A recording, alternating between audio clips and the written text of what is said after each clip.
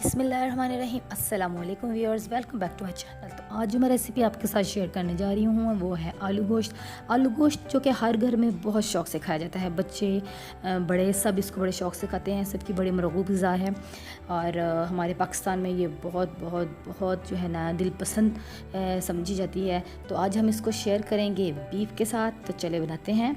इसके लिए हमें जो चीज़ें दरकार हैं वो है, हमें 1 केजी बीफ चाहिए, 1.5 टेबल स्पून सॉल्ट, हल्दी और कुटी मिर्च चाहिए 1 टेबल स्पून, टमाटर चाहिए हमें मीडियम 2 साइज़ के, सूखा धनिया 1 टेबल स्पून, लहसुन अदरक पेस्ट हमें 2 टेबल स्पून, प्याज हमें चॉप्ड चाहिए 2 अदद, दही 1 पाव और गरम मसाला 1 टेबल स्पून। बीच में से कटी हुई इस तरह की हरी मिर्चें चाहिए 4 से 5 और पोटैटोज़ हमें 4 से 5 अदद बड़े चाहिए इस तरह मोटे कटे, और फ्राइड प्याज।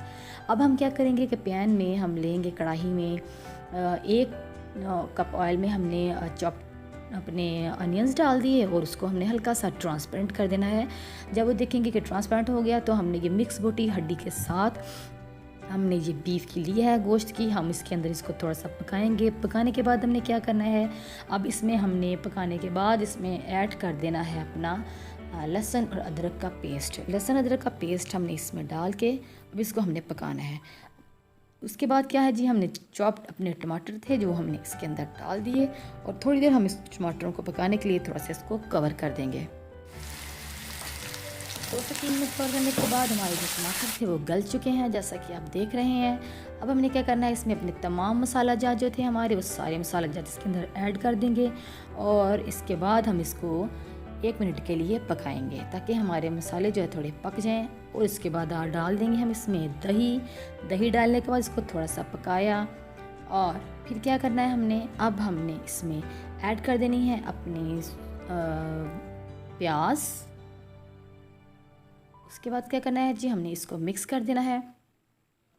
मिक्स करने के बाद अब हम इसमें इतना पानी डालेंगे जितना हमें गोश्त गलने के लिए चाहिए। तकरीबन 1 से 1.5 गिलास हमने पानी डाला और इसको 30 से 35 मिनट के लिए हमने इसको कवर करके रख देना है। 30 से 35 मिनट के बाद हम खोलेंगे तो देखेंगे हमारा पानी भी ड्राई हो चुका है और हमारा गोश्त जितना हमें चाहिए था वो गल चुका होगा। और अब हमने क्या करना है, इस गोश्त में हमने जो अपने आलू थे वो सारे आलू हमने इसके अंदर ऐड कर देने हैं। आलू थोड़े मोटे कटे होते हैं आलू गोश्त में, क्योंकि शोरबे में आलू ज़रा गल जाते हैं जल्दी। अब मैं डालूँगी बिस्मिल्लाह पढ़ के, दुरूद पाक पढ़ के 1 चुटकी कलौंजी मैं हर खाने में डालती हूँ, कभी भूल भी जाती हूँ, लेकिन कोशिश यही होती है कि मैं हर खाने में ऐड करूँ। खाने में बरकत होती है और इसका टेस्ट भी दुबाला हो जाता है। कोशिश करें हर खाने में तकरीबन 1 चुटकी कलौंजी ज़रूर डालें। उसके बाद क्या है जी, हमने इसके अंदर थोड़ा सा धनिया ऐड कर देना है। धनिया और हरी मिर्ची ऐड करने के बाद हमने इसको मिक्स किया। इसको मिक्स करने के बाद हमने उतना पानी डाला है कि हमारे जो आलू हैं वो गल जाएं और हम तकरीबन इसमें 1 से 1.5 गिलास पानी डालेंगे, या जितना हमें शोरबा चाहिए और थिकनेस चाहिए हमने उतना पानी इसके अंदर ऐड कर लिया। मुझे बहुत ज़्यादा गाढ़ा शोरबा पसंद नहीं है, चावलों के साथ आपको पता है ज़रा शोरबा पतला ही अच्छा लगता है। 15 मिनट तक हमने इसको कवर करके रख दिया था। तो उसके बाद हमारे जो आलू हैं बहुत अच्छे से गल चुके हैं और हमारा शोरबा भी बहुत अच्छा हो चुका है।